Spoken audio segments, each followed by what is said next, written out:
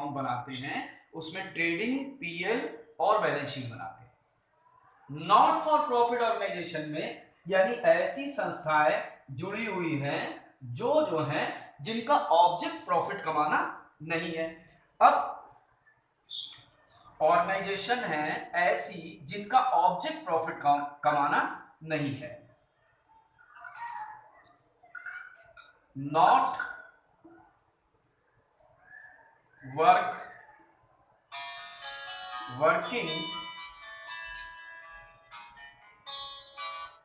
Working not for profit,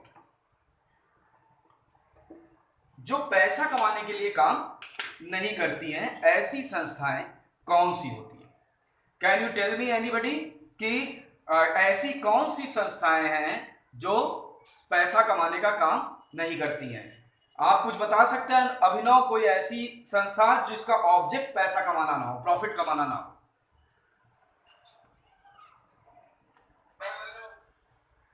हाँ बोलिए। कौन बोल रहा है, बोलिए। हाँ, very good. Hospitals, very good. Schools,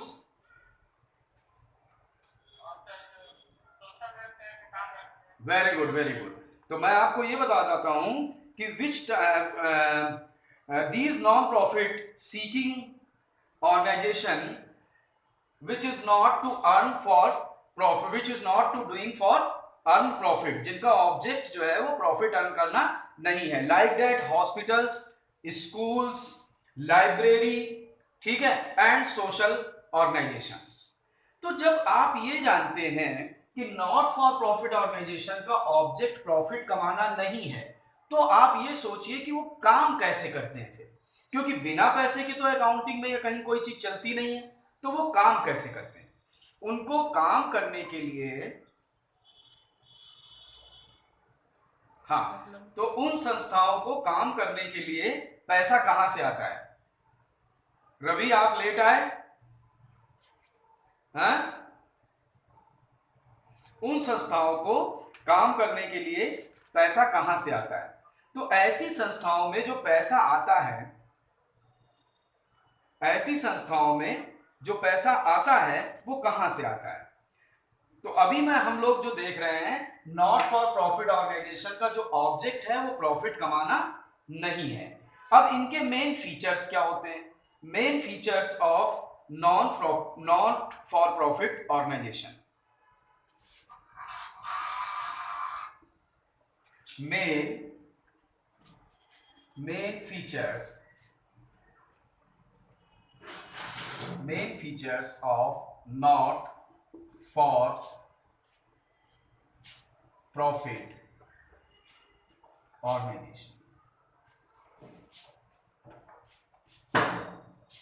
organisation, तो main features of not for profit organization. अब नॉट फॉर प्रॉफिट ऑर्गेनाइजेशन के मेन फीचर्स क्या हैं? Main aim is service. इनका पहला जो है सर्विस, इनका जो पहला ऑब्जेक्ट है वो ये है कि लोगों को ये सर्विस प्रोवाइड करें। सेपरेट इनकी लीगल एंटिटी होती है, ठीक है, और ये जो है कम इनकम में ज्यादा काम करते हैं, ठीक। अच्छा, अब बात आता है कि financial statement of organisation, financial statement of not for profit organisation, यानी नॉट फॉर प्रॉफिट ऑर्गेनाइजेशन में किस तरीके की अकाउंटिंग की जाती है। अब आप देखिए कि नॉट फॉर प्रॉफिट ऑर्गेनाइजेशन में किस तरीके से अकाउंटिंग की जाती है, यानी अकाउंट्स ऑफ नॉट फॉर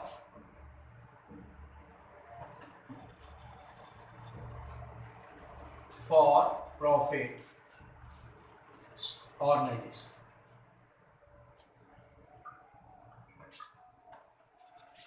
तो जब हम accounts of not for profit organisation की बात करते हैं तो हम इसमें कितने प्रकार के अकाउंट्स बनाते हैं, यानी कौन कौन से अकाउंट्स यहां पर बनाए जाते हैं। तो इसमें जो पहला अकाउंट बनाया जाता है उसको हम लोग कहते हैं receipts and payment account.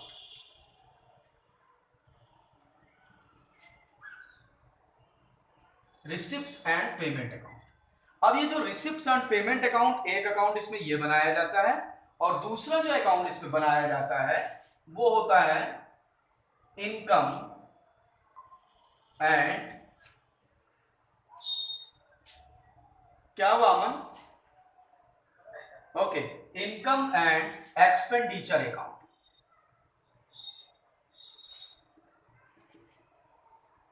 Expenditure account. और तीसरा इसमें बनाया जाता है बैलेंस शीट। तो अभी आप क्या देख रहे हैं, इसमें एक अकाउंट आपका बनाया जाता है रिसिप्ट एंड पेमेंट अकाउंट, दूसरा अकाउंट बनाया जाता है इनकम एंड एक्सपेंडिचर अकाउंट, और तीसरा जो है वो बैलेंस शीट बनती है। अब आप क्या करते थे, जब आप ट्रेडिंग अकाउंट बनाते थे तो उसमें ट्रेडिंग अकाउंट बनाते थे, प्रॉफिट एंड लॉस अकाउंट बनाते थे और बनाते थे बैलेंस शीट। अब इसमें आप क्या बनाते हैं, receipt and payment account, income and expenditure account और बैलेंस शीट। अब रिसिप्ट और पेमेंट अकाउंट कैसे बनाया जाता है, यानी कि जब आप not for profit trading organisation करते हैं तो वहां पर कैसी संस्थाएं होती हैं, जैसे कोई हॉस्पिटल में आप कर रहे हैं, किसी लाइब्रेरी में कर रहे हैं, किसी क्लब में आप कर रहे हैं, तो उसके रिसिप्ट और पेमेंट अकाउंट में क्या क्या चीजें आती हैं और वो कैसे बनाया जाता है, आज हम उसकी बात करते हैं, रिसिप्ट और पेमेंट अकाउंट की बात करते हैं। तो आइए देखते हैं रिसिप्ट और पेमेंट अकाउंट का फॉर्मेट क्या होता है और उसे कैसे बनाया जाता है।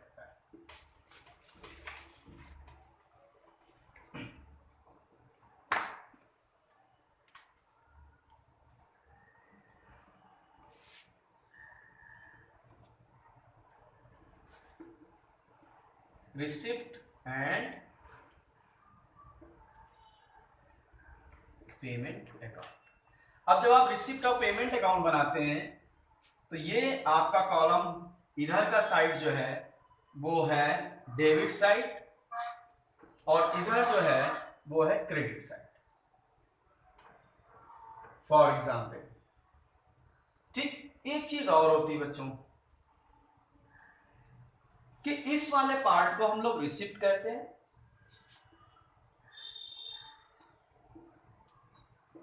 और इस वाले पार्ट को हम लोग पेमेंट करते हैं। ये पहला स्टेप है जब आप नॉट फॉर प्रॉफिट ऑर्गेनाइजेशन को करते हैं। ये रिसिप्ट वाला पार्ट है और ये पेमेंट वाला पार्ट है।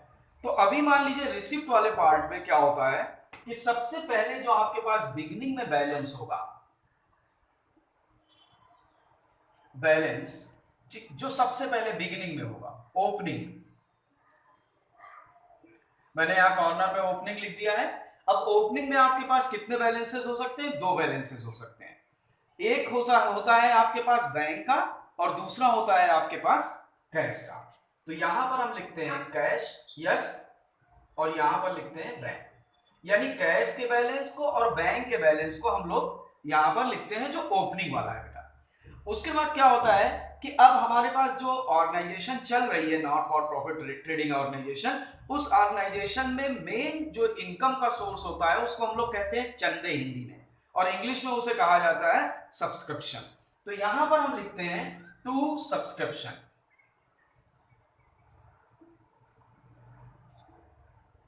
सब्सक्रिप्शन। अब आप देखिए सब्सक्रिप्शन क्या होता है, ये क्या कर रहे हो भाई, है ये क्या, तो सब्सक्रिप्शन है। अब इस सब्सक्रिप्शन में क्या होता है कि 2000, जैसे मान लीजिए कि प्रीवियस ईयर, मैं यहां पर लिख रहा हूं पीवाई यानी प्रीवियस ईयर, पिछले साल का जो सब्सक्रिप्शन है वो भी यहां लिखा जाएगा, सीवाई यानी करंट ईयर का सब्सक्रिप्शन भी यहां लिखा जाएगा, और करंट ईयर का, प्रीवियस ईयर का, करंट ईयर का और नेक्स्ट ईयर का भी यहां पर सब्सक्रिप्शन लिखा जाएगा। यानी कैसा भी रिसिप्ट हो, आपको अगर इसमें नॉट फॉर प्रॉफिट ऑर्गेनाइजेशन में आप रिसिप्ट पेमेंट अकाउंट बना रहे हैं तो कैसा भी रिसिप्ट है वो आपको यहां पर लिखना है। पैसा आपके पास कहां से भी आ रहा है उसको आप यहां पर लिखें। पैसा पिछले साल का है, पैसा नेक्स्ट ईयर का है, पैसा करंट ईयर का है, नहीं मतलब है। आपके पास पैसा आया तो आपने रिसिप्ट वाले कॉलम में नोट कर लिया। इसके बाद यहां पर एक और सोर्स होता है जिसको कहते हैं डोनेशन। अब डोनेशन दो प्रकार के होते हैं। एक डोनेशन होता है कि जिसको हम लोग जर्नल कहते हैं यानी साधारण दान, और एक दान होता है स्पेशल दान। ठीक, तो जो भी है वो यहां पर लिखा जाएगा। उसके बाद एक और इनकम होती है जिसको कहते हैं एंट्री फीस। हाँ देखिए, डोनेशन रिसीव कर रहा हूं, डोनेशन डिस्क्राइब कर रहा हूं। डोनेशन के लिए क्या है कि डोनेशन के बारे में मैं यहां आपको बताना चाहता हूं कि डोनेशन होते हैं दो प्रकार के। एक डोनेशन वो होता है जिसको हम लोग कहते हैं जर्नल डोनेशन, और एक डोनेशन वो होता है जिसको हम लोग कहते हैं स्पेशल डोनेशन। जर्नल डोनेशन वो डोनेशन होता है जो जैसे आपको कैश में मिल जाए थोड़ा बहुत, या आपको, और जो स्पेशल डोनेशन होता है उसमें किसी ने आपको बिल्डिंग दान में दे दी, किसी ने आपको अपना व्हीकल दान में दे दिया ऑर्गेनाइजेशन को। तो इस तरह के की चीजों को हम लोग जो है वो यहाँ पर डोनेशन के अंतर्गत रखते हैं। जो डोनेशन है वो वहां पर क्वेश्चन में मेंशन होगा कि ये किस तरीके का डोनेशन है, जर्नल डोनेशन है या स्पेशल डोनेशन है। अच्छा, अगर मान लीजिए जर्नल डोनेशन और स्पेशल डोनेशन दोनों वहां पर लिखे नहीं है, केवल डोनेशन दिया है, तो हम उसको यहीं पर इंक्लूड करेंगे, फिर हम उसे जर्नल डोनेशन की तरह से ट्रीट करेंगे। उसके बाद आता है कि यहां पर एक चीज और आप लिखते हो जिसको हम लोग कहते हैं to interest on investment. Interest on investment भी यहां पर लिखा जाता है। अब बात आती है कि जैसे मान लीजिए किसी तरीके की भी इनकम हो, सपोज मान लो हमने कोई फर्नीचर बेचा, तो sale of old furniture, sale of old furniture. तो इस तरह से कोई एसेट्स भी अगर हम बेचेंगे तो उसको भी हम यहां पर लिखेंगे, क्योंकि ये सारी जो इनकम है उसे हम क्या कर रहे हैं, रिसीव कर रहे हैं। ओके, अब पेमेंट साइड में आ जाइए। तो अभी आपने क्या देखा कि किसी नॉट फॉर प्रॉफिट ऑर्गेनाइजेशन में इनकम के क्या क्या सोर्सेस हो सकते हैं, यानी जो पहले से उनके पास बैलेंस है वो यहां पर लिखा गया है, सब्सक्रिप्शन में प्रीवियस ईयर का, करंट ईयर का, नेक्स्ट ईयर का, डोनेशन है, एंट्री फीस है, इंटरेस्ट ऑन इन्वेस्टमेंट है, और अगर आपने कोई चीज सेल की है तो उसकी इनकम है। अब यहां पर आइए, इस तरफ जब हम जाते हैं पेमेंट वाले कॉलम में, तो हम यहां पर बाई से शुरू करते हैं। अब बाई से शुरू करते हैं तो आपके खर्चे कैसे कैसे हो सकते हैं। जैसे मान लीजिए आपने एम्प्लॉइज को सैलरी दी है, सैलरीज की इनकम यहां पर हमने लिख ली, ठीक। या उसके बाद है बाई, कोई रेंट मिला है, रेंट हमने पेड किया है, उसको हम यहां पर कंसीडर करते हैं। अगर मान लीजिए हम कोई परचेज करते हैं, तो परचेज, सपोज मान लीजिए हमने किया है परचेज ऑफ कंप्यूटर, ठीक, तो उसको हमने यहां पर कंसीडर किया है। इसके अलावा जैसे स्पोर्ट्स मटेरियल परचेज किया जा रहा है, तो बाई स्पोर्ट्स मटेरियल,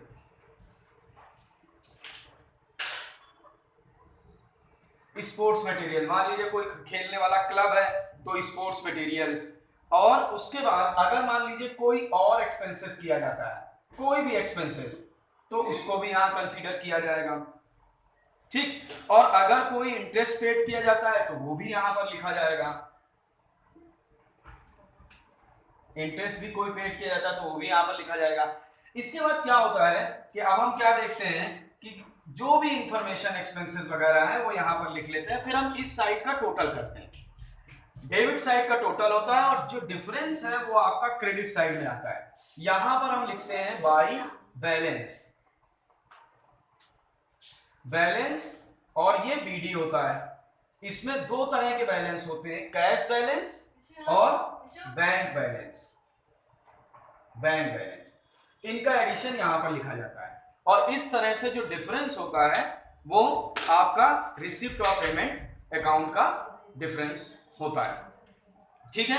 तो अभी मैंने आपको ये बताया कि जो नॉट फॉर प्रॉफिट ऑर्गेनाइजेशन है, उस नॉट फॉर प्रॉफिट ऑर्गेनाइजेशन का मीनिंग क्या होता है। Not for profit organization mean कि which type of organization, these object is not earn money, यानी जिसका मतलब जो है प्रॉफिट कमाना नहीं है, वो नॉट फॉर प्रॉफिट ऑर्गेनाइजेशन होता है। नॉट फॉर प्रॉफिट ऑर्गेनाइजेशन में कितने प्रकार के अकाउंट बनाए जाते हैं, मैंने आपको डिस्क्राइब किया। नॉट फॉर प्रॉफिट ऑर्गेनाइजेशन में 3 प्रकार के अकाउंट बनाए जाते हैं, जिसमें रिसिप्ट पेमेंट अकाउंट बनाया जाता है, इनकम एक्सपेंडिचर अकाउंट बनाया जाता है, और क्या बनाया जाता है, बैलेंस शीट बनाई जाती है। ओके, तो रिसिप्ट पेमेंट अकाउंट के बारे में मैंने डिस्कशन किया कि रिसिप्ट पेमेंट अकाउंट कैसे बनाया जाता है। देखिए, किसी भी ऑर्गेनाइजेशन को चलाने के लिए पैसों की जरूरत होती है, तो जब उसमें इनकम आएगी तभी वो ऑर्गेनाइजेशन रन करेगी। तो उस रन कराने में इनकम आने के क्या क्या सोर्सेज हैं, उनको हम यहाँ पर रिसिप्ट वाले कॉलम में लिखते हैं। तो जब हम रिसिप्ट पेमेंट अकाउंट बनाते हैं, तो रिसिप्ट पेमेंट अकाउंट में ये वाला टॉपिक, इधर वाला कॉलम रिसिप्ट का होता है और ये वाला कॉलम जो है वो पेमेंट का होता है। रिसिप्ट वाले कॉलम में टू बैलेंस ओपनिंग में लिखते हैं, कैश का बैलेंस हमारे पास पहले से वो लिखा जाएगा, बैंक का बैलेंस है वो लिखा जाएगा, और सब्सक्रिप्शन से इनकम होती, सब्सक्रिप्शन लिखी जाएगी, प्रीवियस ईयर की, करंट ईयर की, नेक्स्ट ईयर की। डोनेशन के बारे में मैंने आपको बताया, डोनेशन से इनकम होती है। एंट्री फीस के बारे में हमने आपको बताया, इंटरेस्ट ऑन इन्वेस्टमेंट से इनकम होती है, और अगर कोई फर्नीचर वगैरह या चीज सेल की जाती है तो उससे इनकम होती है। फिर हम इधर आते हैं, तो पेमेंट वाले कॉलम में हमने कोई सैलरी का पेमेंट किया है वो यहाँ पर कंसीडर किया जाएगा, हमने कोई आपको रेंट का पेमेंट किया है वो यहाँ कंसीडर किया जाएगा, हमने कोई परचेज किया है वो कंसीडर किया जाएगा, कोई मटेरियल स्पोर्ट्स का परचेज किया है वो कंसीडर किया जाएगा, कोई हमने एक्सपेंसेस पेड किया है वो कंसीडर किया जाएगा, इंटरेस्ट कंसीडर किया जाएगा, और उसके बाद फिर हम डेबिट साइड का टोटल करेंगे और क्रेडिट साइड का टोटल करेंगे। जो डिफरेंस आएगा उसके बैलेंस में कैश को लिखेंगे, बैंक को लिखेंगे। अब ये दोनों में डिफरेंस हो सकता है, कैश में भी हो सकता है, बैंक में भी हो सकता है। हो सकता है कि आपके क्वेश्चन में कैश दिया गया हो और बैंक में आपका बैलेंस निकल करके आए। तो मैंने आज जो चर्चा की वो रिसिप्ट और पेमेंट अकाउंट पर चर्चा मैंने की है। अब कल मैं आपको एक रिसिप्ट और पेमेंट का क्वेश्चन लगा करके बताऊंगा कि रिसिप्ट और पेमेंट के क्वेश्चन को कैसे लगाया जाता है। उससे पहले मैं आपको क्वेश्चन सेंड कर दूंगा, ठीक।